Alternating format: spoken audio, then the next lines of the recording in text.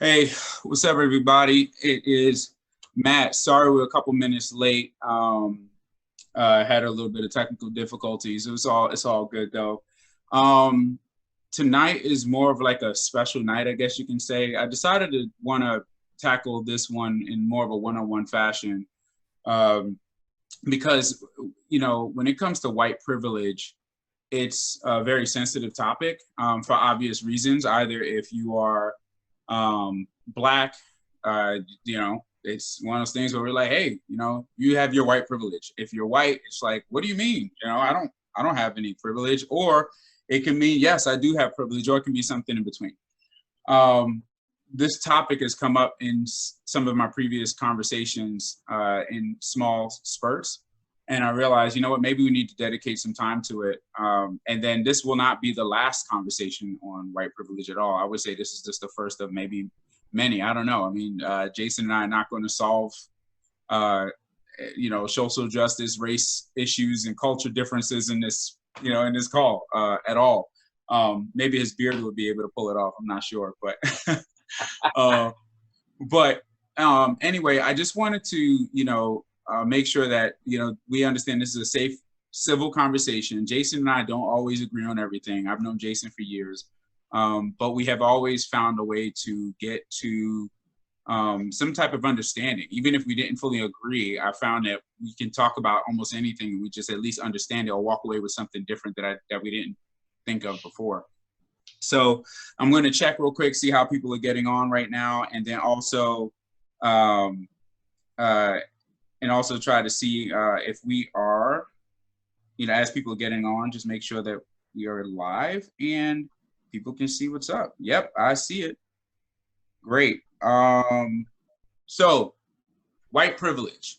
So we're going to take this a little bit different. This is a little bit more structured. So actually, Jason, do me a favor, introduce yourself real quick, where you're from and where you live, and then I'll jump into the white privilege topic. Yeah. So Jason Parrott, um, like I said, we've known each other for years. 11 years, 12, something Something like like that. that. Yeah, something like that. Yeah, about 11 years.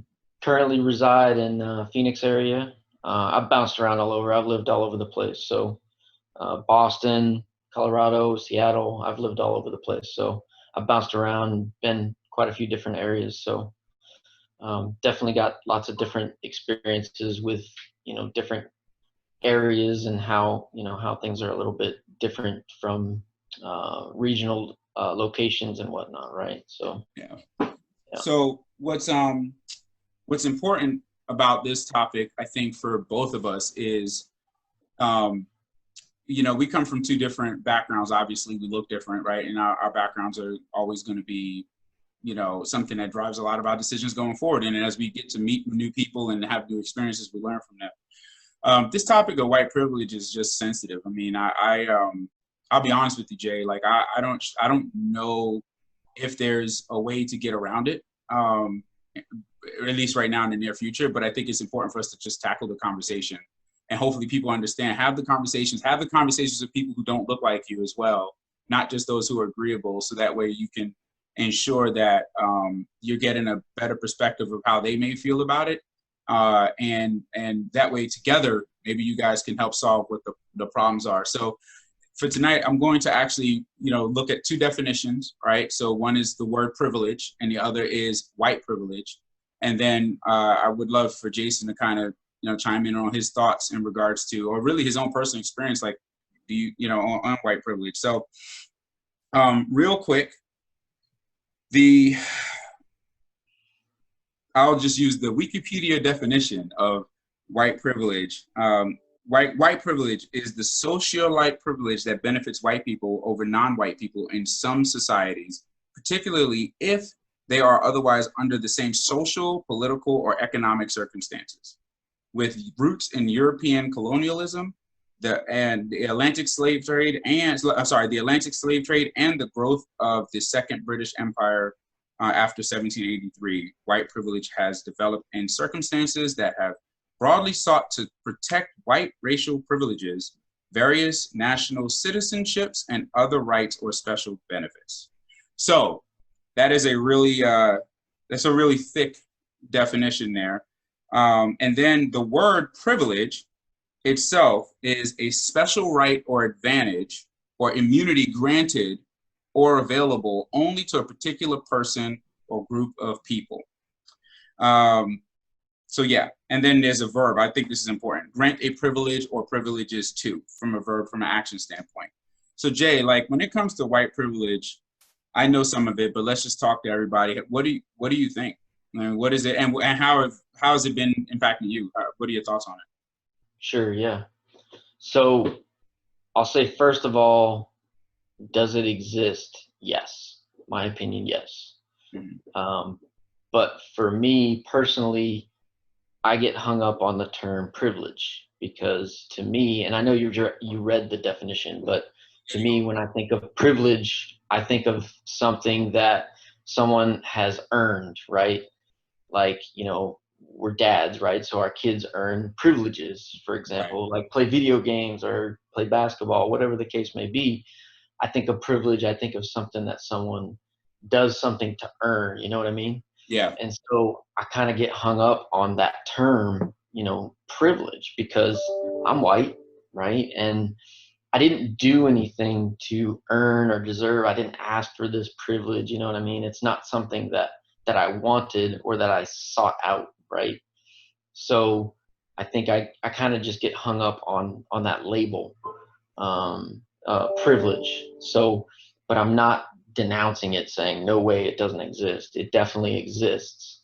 And for me, I think different contexts can kind of make it vary a little bit, right? But from my perspective, it absolutely exists. I just think I think it would be helpful, at least from my perspective. I'm not speaking on behalf of everyone, but to have maybe a more friendly label to it. You know what I'm saying? To kind of make it resonate a little bit better and be something that I think people could maybe understand a bit better. Do you think, like, I appreciate you sharing that. Like, do you feel like when you say friendly, it's funny because depending on where you're at, right? Like, this is so hilarious. I mean, you and I have certain ticks that we kind of know. Like, I'm not saying that we shouldn't be friendly about it, but I understand why. Like, it's more of a like, hey, you're trying to basically, based on what you just said, you're trying to tell me, this red carpet was rolled out to me, but like that's how I take it. Did you come up with a better way, I guess, of saying it? Because the terminology is tough, right? So for me specifically, the label white privilege, I know what it means. Mm-hmm. The words itself is difficult for me to just blurt it out, but it's what we have right now, and that's what we're using. But I think both of us would agree it would be foolish to not think that it actually exists. Sure. I know that there are people who are trying to find ways of changing the label, like maybe white advantages is another Mm-hmm. one, but it is a reality, right? I mean, between you and I, we both know, and there's been times we've walked, let's take corporate America, for example. I think there's what may be an advantage of like maybe comfortability, right? Corporate America, you and I, when we work together, if we're in a conference room and we're working on some type of engagement, 9 times out of 10, I was the only black guy in the room, right? Yep. That's a privilege of yours to have, to be comfortable with people. That's right. Even if they were like on the opposite side of the table or represent something different, that was a privilege for you. Does that make sense, bro? Like, yep. Is that fair? Absolutely. Is that fair for me to label? Is that fair for me to tell you that that's a privilege? It is absolutely fair, and it absolutely exists. Mm-hmm. But I think one of the things that I see a lot of, again, speaking from my own opinion and perspective, is I think I see a lot of white people that go along with it, and I don't think they fully understand it, and then B, I feel like a lot of white people go along with it because they feel socially pressured to saying, "Oh yeah, we gotta stop," white privilege. And I'm not saying that's right, but I think there's a lot of these pressures that kind of artificially make people just go along with the punches without fully understanding it, because it does exist. It exists in corporate America. It exists with law enforcement, right? It exists in a lot of everyday activities, even going to a restaurant, you know what I mean?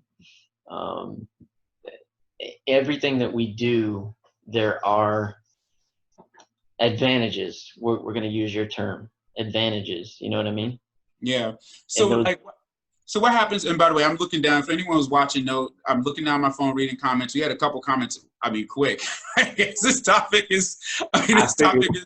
Yeah, this topic is a pretty hot topic. So, and Stephen, thanks for commenting. We'll definitely cover what you stated on here. So, like, it's so hard, right? Because I don't ever want to take away effort from any human being, right? Mhm. No matter what you put in. One of the things I think, like you said earlier, right? Like, hey, there's this quick, or not earlier, but just what you just recently said. There's like this quick response, like we got to get rid of white privilege. Yeah, I mean, I guess it's tough, right? Are there white people who are saying it out of fear and not really actually understanding? Is that what you're trying to tell me? Like understanding it what it is. is? Because it's like there's some people who, I'm not saying that I wouldn't want somebody's what's the word? Pity is the wrong word. Empathy. Support. Support. Yeah, perfect. Support. But is it genuine, right? And I think, is that what you're concerned with? Like, is it genuine? Yeah. Okay. Yes, correct.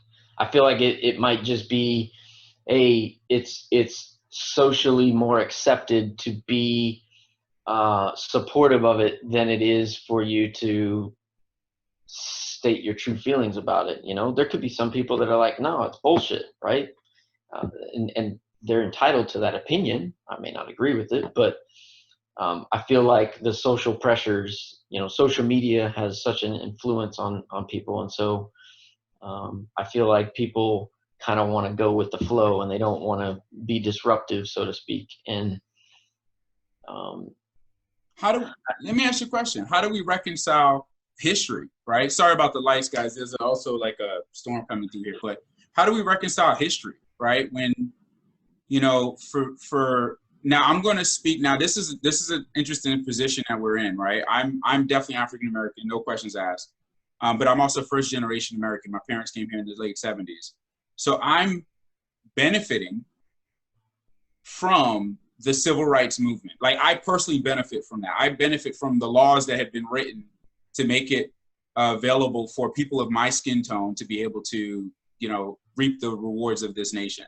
But historically, right? So as a Black man, historically, there are things that have been put in place from the inception of this nation. Let's say, you know, we can go back to slavery before we got to when we became an established nation in 1776 to even, you know, the end of slavery, you know, 1865, the final place, you know, the final place actually in Texas that finally found out, hey, where it's over. I'm just saying these points, but there's always been and I say this respectfully, there's always been a white dominant perspective of that. And so when you think about the amount of money that was owned in the economics and the land and so on and so forth, that's been just pretty much dominated by the white person, right? And then you pass that knowledge down for years and years and years and generations. Is that not within itself a privilege, or you know what I'm saying? Like, because that to me is what I think a lot of the argument is. It's like, and I don't know if that makes sense what I'm saying, man. Like, I don't know. no, it does. I think to your point, and you said the word knowledge, I'm going to say influence, right? Over the periods of time, there's been this overarching influence, right, from back in history. And I think to your point, I think that influence just kind of continues, right? It's just been there. And it's not necessarily that people, or white people for that matter, are pushing it, but I think it just continues to exist, right? And until something disruptive, in my opinion, is going to happen, then it's going to unfortunately continue to exist, which I know that's part of what we try to do these days is try to be disruptive. That way we can try to wake people up to it, or at least try to raise awareness, you know what I mean? And Yeah. get people to start thinking differently, right? Do you feel, let me ask you a question. Can I challenge you real quick as a Yeah. white guy? hmm Feel not threatened, but like, has it pissed you off when someone just pointed at you and said it's because of your white privilege, or like somebody who looks like you, right? Like, do you feel defensive of other white people when, or the white man? I don't know how to really say it. Like, this is so controversial. Like, it's so, I'm trying to be sensitive, but I'm happy I'm comfortable with you to ask this question. Like, as a white dude, do you feel like standing up for all of white Americans, like, this is not just a privilege of mine, like, or do you want to explain it on behalf of white folks, on behalf of black, like, I don't know. You tell me, like, how has it made you feel? Yeah, so I think it depends on the context is how I'm going to start my answer, right? So corporate America, right? And I know you and I have talked about this before, right? Yeah. So it pisses me off when people kind of play that, well, you're white. That's how you got to where you're at. Okay. Because I grinded hard to get where I'm at, right? Right. At least in my opinion, Yeah. right? And I don't feel as though I was given any handouts. Now, does that mean that there was a process that maybe I wasn't privy to? Maybe I was up for a job or role that maybe behind the scenes there was a person of color that was also considered? I have no idea, right? Right. But through my lens, I'm like, hey, I grinded. Nobody handed me this. You know what I mean? So I think it depends on the context. Mm. You On don't if like it you don't like it being late, like just thrown out there for everything. correct. I don't like it just to be a blanket kind of catch-all term of, well, that's okay because you got white privilege, right? But like, for example, when I was younger, driving fast, right? You get your license and you're Right.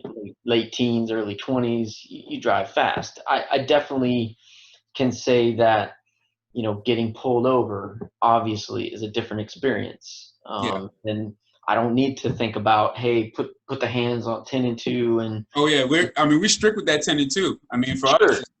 I'm And like male or yep, female, it doesn't matter. that's right. And I've never had to think about that. And I've been pulled over plenty of times. And yes, there's been opportunities where I didn't get a ticket. There's some where I did get a ticket. So, that's just an example. I've seen things like that where, hey, I've never had to think about that, right? Mm. But I have kind of a little bit of a story that is reverse a little bit, right? Mm. And I know you and I have kind of touched a little bit, but so, and if I'm jumping the gun, you want me to do this later, I can. No, go ahead. I Okay. mean, this is good. Okay. So, For those watching, we will address the comments and questions and stuff like yeah. that. That's typically going to be around between 7:30 and 7:35. Yeah. So I had a pretty decent track career when I was younger. And when I first started track, 7th grade, I'm not going to say where I lived. I'll try to kind of protect a little bit. But when I first started my track, I wasn't very good, right? They put me in sprints and everything. And so they were just trying to put me in different events to kind of see where it stuck. And I kind of held my own, but I wasn't good. I wasn't winning anything. I wasn't competing for winning anything, right? So I'll never forget, I think it was after one of our first couple of meets or whatever. You go away meets and you come off the bus, and my mom picked me up. And I got off the bus and I didn't think anything of it, but I got in the car and my mom's like, I didn't realize you were the only white kid on the bus. And I didn't even think of it. I'm like, she's right, Mm. right? I never thought of it because from a social perspective, I didn't get necessarily treated differently. No one was teasing me or anything, or no one left me out. But there was, like, even the coaches, right, were black. And so it made me have to grind a little bit harder Mm-hmm. to show up in terms of the team and prove, hey man, like, I'm here and I can contribute as well. It took a little while before they kind of found an event for me You're that right. that was a good fit, but I mean, I was the only white kid on the team, and I don't remember how many. There was a decent amount, and like I said, socially, it was fine and it was normal. But from a contributing to that team, I really had to kind of grind a little bit more to show the coaches, like, hey, I'm not just some dude that's going to go away, right? I'm here. Right. And Yeah. I think that's relevant to kind of, I know you and I have talked about some of the scenarios that at least from a corporate America perspective, again, Right. I'm kind of keeping that context, Yeah. right? Yeah. That you've had to face, right? And Yeah. I'm speaking to you, not all black people, right? Right. Not all black people. Yeah. And I know that it's at least relevant. Now, let me just be clear here before I get beat up in the comments. I'm not suggesting that there's the opposite of white privilege. That's not what I'm suggesting. Right. I'm just saying that there are scenarios that can be ironic, I guess. Yeah. I personally wouldn't even discount the scenarios you're bringing up just because like black people have it harder than white people in this regard. So like that's your scenario is legit, right? So that's fine.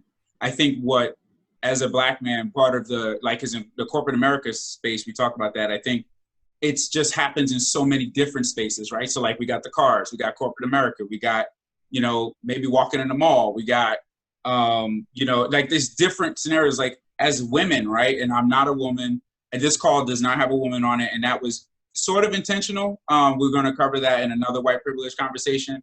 But it was, so I'm not going to speak for all women or any woman, but as a black woman, the things that they had to endure, like I was thinking about earlier about how I was talking to a friend earlier about how if you were probably 35 or 40 plus and you were a little girl, you had a white doll, right? And so there's just so many different scenarios. So your tracking example is not invalid at all. It's just, some will probably hear that and say, oh, well, that's only one time or one space, Sure. Sure. And I will say for me, it's like, that's tough. You're right. I mean, I guess if I was a dude on track and I'm running with a whole bunch of black dudes and you show up, it's kind of like, is what it is. I'll tell you, for me, I felt like I had to work harder in corporate America because I was one of the only few. And I got there and I was like, I'm representing every black man who ever shows up in the office for the next X amount of years. You know what I'm saying? Just like you probably felt you represent every white dude on a track team, even though you were the only one. Is that a fair statement? I don't know. 100%. And I think when I finally found an event and I was good at it, it was kind of like that moment of, yes, I did it. You know what I mean? Like I proved to them like, hey, I belong here too. You know what I mean? Yeah. Yeah. Yeah. I'm looking at the comments here. Let me see. This is, look, man, I think you are a good dude. I think you move on. This is why I get frustrated. Oh, okay. I think that's Anna sharing about the track story, I'm assuming. Oh, okay. Like comment just, well, yeah, because it is like why people get frustrated. Because sometimes I think if that's what Anna's saying, I think sometimes when they hear stories like that, and I know what you mean, it's like, are you trying to now say that's the same? Which I don't think so, but. No, not even close. What I'm trying to do is kind of show different scenarios. You know what I mean? I'm not trying to water it down. I'm not trying to say like, yeah, I see how that came off now. Yeah. No, I understand, but I know where you're coming from. And this is why, like, just for those who are watching, part of the reason why this is a sensitive topic, especially if you're a white guy, not because we can't sit here and have the conversations with whoever, but like there's almost no, and this is why I created civil conversation. I think it's important for everybody to understand. This isn't just about let's get black people, us people to express anger and frustrations and hurt, but also let's hear out the other side, because at the end of the day, we need to figure this stuff out. And this puts someone like Jason in a tough position because in some cases you don't know what to say, right? That's right. We just never know exactly what to say. But I don't think that story was a bad story, but it is always something easy. Oh, let's just pick on this story. But I don't think that's a bad story at all. But it is something I think some people, when they immediately respond with, this is my track story versus the birth story, right? So for me, I'm saying, well, from birth, For you, it's like, well, this is a moment in time. For me, it was this one time. Yeah. yeah. Hold on a second. Let me see. History experiences helps with compassion. That's what Chrissy just said. Yeah. Yeah. Thanks, Chrissy and Anna, for those comments. Star as well. Shout out to the wifey for her comment. I think let me say one thing. Ahead. Please go ahead. I think whoever you said it was commented. I think that's probably kind of why I said my story was that I get it, right? Even though I'm not saying I understand what you feel. Yeah. I'm just saying I understand what it means, and I acknowledge it, and I do think it exists. I'm just not a fan of the term privilege. That's my summary. And honestly, I struggle with it because I feel like the true meaning of what's going on gets lost in the word privilege, because it can get quickly dismissed by someone who is white, who hears the word privilege and think, I'm not listening to that, because it's deeper than that. It's much deeper than that. It's privilege is the title, but what it means, I believe in. Like what it's supposed to represent, I do believe that there are advantages that have been created intentionally or unintentionally by who dominated this nation from an economical standpoint for hundreds of years, who represented a color which happens to be white. Yes. And so that's just the situation that we're in. And it's not great. I'm not saying it's great, but if we don't talk about it, like even right now, like you put yourself in a position to have this conversation. It's hard. We need more people to have this conversation, not be defensive about it. Do you find that, like, I want to touch on something you said earlier, I think that was critical. You said people running and saying, let's get rid of white privilege, and you're unsure how genuine they are, right? You kind of that to me scares me a little bit too. Not because I don't think it's I'm not saying everyone who says it is not genuine, because that wouldn't be fair either. But like, for those who do feel the social pressure to say, let's get rid of it, how does that impact us in the long run if they really didn't mean it? Right. No. Are they willing to have the conversation behind the statement? Correct. And I think that's part of the problem, and why some of these challenges are such a problem, because if people are not going to be fully committed to it, then it's just lip service, right? And we don't necessarily need lip service. Now, I agree with you that it's important for us to have these civil conversations, right, and hear both sides of the story, but there needs to be more than just lip service. There needs to be people truly understanding and acknowledging, in order for there to actually be any substantial change that's going to make any difference, right, or impact. Right. And I get you and I aren't going to fix it together here right now. No. But there does need to be more than just people saying, yeah, white privilege sucks, let's wipe it out, right? That's just a statement anyone can make. And you can't really wipe out white privilege. So for those who like to give my full thought, not full, but just a more broader thought on white privilege, for me, even the term, well, let's say advantage, white stuff, I don't know what you want to call it. Well, the white stuff sounds very illegal, but there is a level of, like, we got to remember this was built on economics, right? And I know that there's a lot of shame that comes from, there's like white guilt, they call it now. That's another term. Shame of the ancestors who enslaved people that look like me. And the reason why I'm very clear with saying people who look like me, because my ancestors, from what I know, were not here. So that's very important. And I'll address that in another video in the future. But people who look like me, ancestors, a couple hundred years ago, through slavery and then through Jim Crow and so on and so forth, the economics is the bigger aspect of this that I think, not bigger, it's a critical aspect of this that we need to take into consideration. That's why it's not easy to just wipe out white people. We call it, for us, we call it old money. I don't know if you ever heard that term before, Jason, but we call it old money, or we got that long money, right, or whatever. That's what we kind of call it. And that's what y'all have. And when I say y'all, it's like you, like as a white dude, I'm kind of like, yo, when we see you, we're like, you got the long money. Like I did this experiment with some friends like a year or two ago. I said, close your eyes, imagine a wealthy dude what color is he? We all have been programmed for it being a white guy. That's why white privilege is so personal to us. Like, it's a hurtful statement. Sorry to like go long, but am I making some sense, bro? Like, Absolutely. Yeah. yeah. Yeah. What do you think about what I just said? I know I said a lot. I just had to get that out because I'm just thinking through this, you know? No, I think it's valid. But then again, you know, then you kind of turn it back and I look at it and I'm like, well, I don't have any old long money either. So I'm like, where's this white dude that's got this old long money? Because I'm like, I want to be that guy. Yeah, But no, yeah. seriously, I understand what you're saying, and I think you kind of touched on it, right?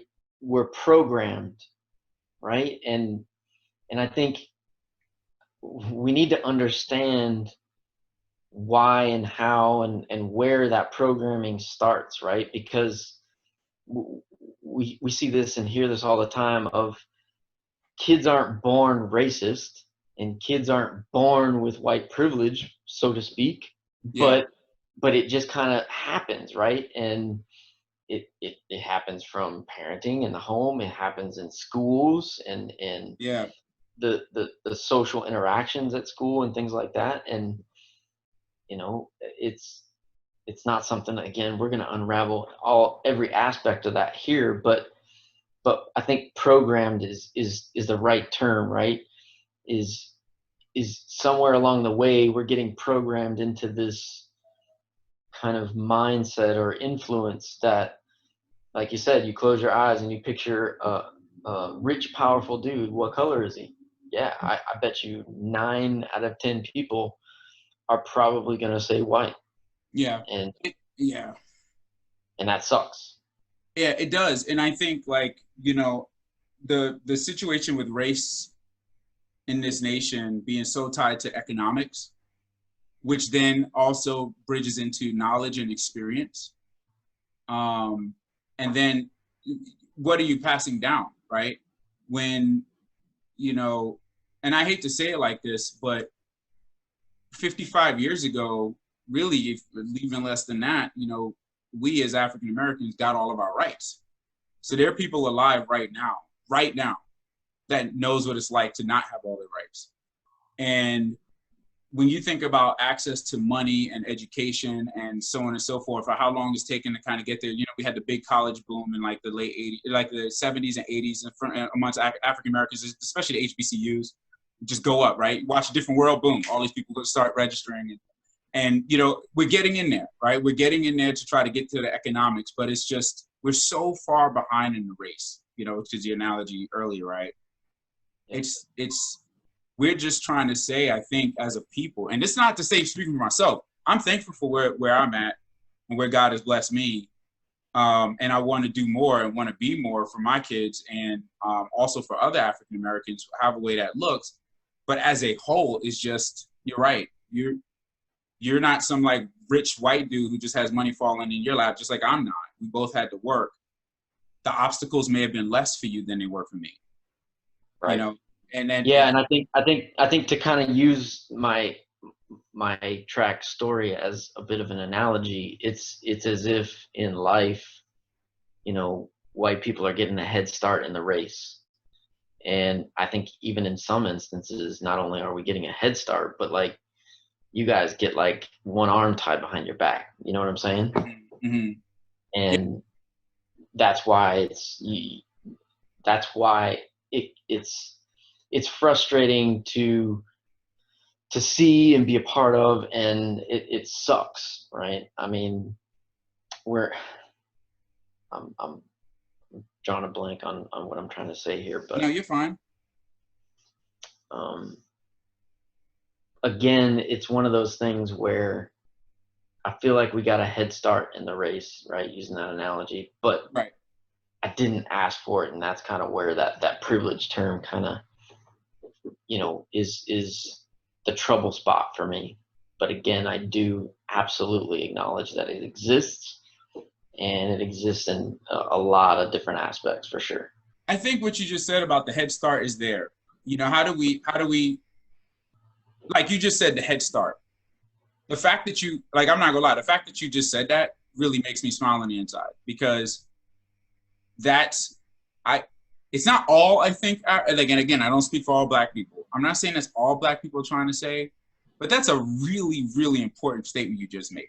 Like, you had a head start. You may not have been born with a silver spoon in your mouth, but your likeness has been. Right. Yep. And that's important. Just like on the flip side, for me, I may not have been born, you know, with, you know, I don't know, no education, like the access to rich money, but my likeness, you know what I mean? I don't know if I'm saying it the right way. I think it's important that, one, we can't assume every white person is rich. But I think Mike Welker said something I thought that was really good. He said, white privilege is basically not being held back in its simplest form. No one is giving white people any special opportunities. I agree with Mike in regards to just the words he said. The only difference that I would actually kind of challenge, I would say, would be because of the economic hold that is there, you're going to give a shot, and you're going to look out for your kids, your kids, or your cousins, your this. Does that make sense? Because I'm going to do that. Like, let's be real for a second. I'm going to do that. And so I feel where Mike's going, but I also think, like, there's a little bit of nuance there, you know? Sure. I'm going to go to the comments. There was a question, and I lost it, unfortunately. It was from Stephen Herman. He mentioned it earlier. Stephen, if you can retype your question from way earlier, that would be super helpful. If you can hear me on here, that would be great. Do you think, Jason, while waiting for Stephen to try to throw that question back out there, do you think that, how do you feel, do you care or have, care is a strong word, do you feel responsible to help educate other white people because of your relationship with someone like me?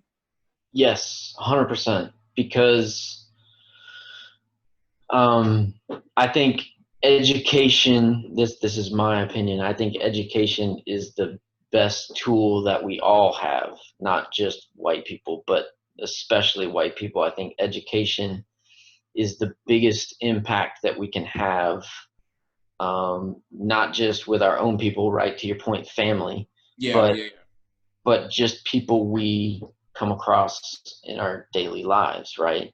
And I know I mentioned in the comments a couple sessions back, just kind of, I don't know that racism always comes from a place of malice. Sometimes it does. I'm not saying that it doesn't always, but I think sometimes people just need to kind of be educated because their upbringing programmed, right? This is the term that you used that I liked. Their upbringing programmed them this way, and they're completely unaware that it's unacceptable, right? And so I think a lot of times educating, hey man, that's not right. You can't say that, or you can't treat other people that way. I think educating people of, man, that you're out of line. Yeah. You know, does that mean it's going to change that person's behavior? Not necessarily, but at least I feel good knowing, hey man, I called you out. Like, you know, you can't act like that, or you can't treat people that way, I think is important, because I can't change all things everywhere, and I'm not going to fix the world overnight. But even if I can educate one person, then it at least helps me feel like I'm part of the good fight, the cause, right? That's my opinion. I think that all makes the whole sense. And I don't know if it's Stephen or Stefan, and I apologize. I'm really big on trying to pronounce people's names appropriately, especially with one that's as complicated as mine. But Stefan retyped this question. This is a hard one to answer, in my opinion. But my question is, this is what he says. My question was basically that if white folks get all the privilege, how can we explain being deselected for educational and special programs based solely on their race? So this is Sensitive as all get out. Like, Yeah, so I'll for tell those you. who wondering why I only had him and I on this one for now. um, we're very careful in the words we choose. Let's put it that way. Yeah, I'm gonna toe the line cautiously here as I answer this. So, and Matt, you and I have talked about this. So, I think depending on the context, the term white privilege may not always be present. Mm-hmm. Um, Again, I'm not saying it doesn't exist. I'm just saying I think in certain contexts, it could be a little bit different. And so we'll pluck out education from Stefan's question, right? Mm-hmm. So education, when you go to get financial aid and things like that for college applications, right? Sometimes when you check the box for, let's say, Hispanic, right? It opens a lot of different doors than if you just say, hey, I'm a white dude, right? If you're Native American and you check a box, you get access to different amounts of things or different Right. programs that other people aren't. Same goes for if you check, African American. So there are absolutely there are some advantages in some scenarios for being a person of color. I'll say person of color because it's different, right? Right. But that does not take away, and I'm kind of going back to my analogy of my race analogy of we still kind of got that head start. Right.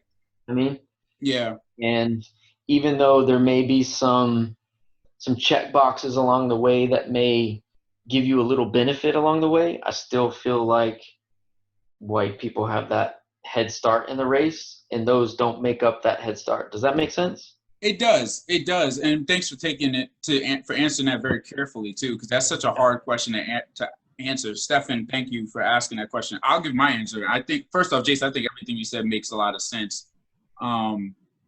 especially because it's such a difficult question to answer. I think it goes back to context, kind of like what Jason said. Like, what's the scenario where this lies, right? When you have initiatives over the last 45, 50 years, 60 years to ensure that other races can get a shot at the economical advantages of the capitalistic nation we live in, those systems are kind of required to help raise those other races to have access. I agree. And I'm trying to be very careful when I say this as well. This nation is dealing with the consequences of how it was created 300 years ago, 300 years ago, no matter what the race is. But the consequences vary according to its race. So right now, for white people, some of those consequences may be you're not getting the same shot at something that a Hispanic or African American or Native American can get based on the race, so that way they can raise the quota or the percentages of who has access to it, because you as a white person white people have dominated so much of that for so long. It's why we have more Black billionaires today, or why we have more rich Asians or more rich Indians or whatever you may want to call it today versus 70 years ago, 80 years ago. It's so hard to Stefan, I'm not saying that makes it any better. I'm not saying that it's not, I'm not trying to devalue the white privilege statement in that topic, but I mean, it's a fair question, but it's part of why maybe. And I don't know if anyone's made a comment in regards to that. Would you say, or let me see, no one's made a comment, but did that make sense, Jason, what I said so far? It does. And I was going to elaborate a little off what you said, right? How this country was founded, right, was already, I'll say biased. I'm not going to use the term racist, not necessarily, but biased, right? And I think instead of addressing that and grabbing the bull by the horns and maybe fixing things, some of these programs and systems have been put in place to try to make up for it, I guess, for lack of a better term, right? Yeah. But at some point, I think there needs to be a long, dark look in the mirror, this country, and try to really just sit down and address the the root of these things, and see if there's a bigger change that can make a larger impact, I think, instead of just kind of making up that gap of the head start. You know what I'm saying? Yeah, it does. And I think it's important. Scott made a statement here. Scott Koropkin, he made a statement here. You may actually remember that name, Jason. I'll tell you later. He made a statement and said, way to go. It seems like this is based on economics. They assume that if you're not white, you don't have money, so it can be perceived as racism. So Scott, I would say that's not a bad statement. I think you're right, because economics plays a huge role in this. And you got to think about, again, it goes back to what people who look like me were brought here for, right? It was economics, textiles, and the fields. And so that's actually one area, right? The economics. I think the racism comes into play, and possibly even classism comes into play, but let's just focus on race, because of the significant association of the colors with the dollar. And the way our people as African Americans may lack knowledge, or may be cornered in a certain environment or certain neighborhood or certain whatever, however way it may be put, it now associates, our minds are associate that color with that. And so I think I think you're right. Like when I started first off with economics, you're right. But I don't want to take away from the fact that that drove a behavior of racism. That's unfortunate. I think you made a comment earlier around Jews, and you're right. Not every Jew is rich. Like the people make those statements, "Oh, Jews are good with money." I think it's ridiculous. I know plenty of, like, we make these statements for whatever reason, and then we carry them out, and that's not really safe. But I don't want to discount the fact that racism exists, and maybe obviously economics is one part of it, but we can't discount the fact that, of course, just based on the color of someone's skin, and what we assume and think of that person, it's only about the money. Probably in the context of school, but not, yeah. Thanks, Mike, for clarifying your statement. Overall, any questions? Like, do you have any burning questions for me, Jason? Since we had this open dialogue, and guys, I don't know what he's about to ask me. So, or burning questions, like as a white guy, like if you're going to ask a question to Black America, I mean, what would it be in regards to this? In regards to white. I got a question. So I know that there are lots of white people in today's kind of social issues that we're dealing with, and a lot of people are wanting to know, hey, me as just one white guy, what is it that I can do that can make an impact? I know I have my opinions, but I think that's a question I would ask of you, is what would you say to not just me, but a white dude that came up to you and said, hey, what actions can I take that can have an impact? Well, I hope that there's some people who make a comment to that in the state, like ask that question also in the comments, because I think that's going to be huge. And let's all make sure we comment civilly, so that way people can learn from it, and follow suit. I will say, I would say these type of conversations is huge. Trying to find ways to not be defensive. And I know when you watch the media, not you specifically, but when people watch the media, you probably become defensive. So it probably makes it harder to have these type of conversations. But it's important, and we want to know that we're being heard, I guess, right? Like being understood because that's part of the reason why I started this, is because I want to take the stories away, and we're using social media, but I want to take the stories and experience of Black America almost away from the news, and make it more realistic for people who you relate with all day. I mean, some of us are confused. They're like, oh, white people are this way, but then you're like, well, not that one, he's kind of cool. Well, not that one, she's kind of cool. And it's like, it's because of these relationships we have that probably allow us to kind of say, okay, well, maybe there's some exceptions, but I think just hearing that you're willing to speak in those spaces, like earlier you actually said this, speaking in the spaces we're not, right? That's huge. That's huge. And it's a heavy ask. And then also listening to us and believing us without being defensive. And maybe share an alternative to what we're saying, but after hearing us out. You know, I don't know what anybody else would say. Let me see. As a white person, I would say, if you hear racism, speak up. That's what Scott said. Christy said, not being afraid to have the uncomfortable conversations with your friends and relatives that you know have race issues would be awesome. So yeah. So does that help, Jay? It does, yeah. And I think, not that you asked, I'll give you my perspective on it as well. For me, I have kind of two things, and I know they've already kind of been touched on, but number one is, you know, helping police, right? Self-awareness, and basically if you see something, call it out. Don't just cower and be like, oh man, he shouldn't have treated that guy like that, and walk off. Like, say something, step up, say something, right? Have each other's backs, because we should all be Americans and we should all have each other's backs, right? So speak up and say something. And then number two, you know, we already kind of touched on it, but I think educating people, right? Letting them know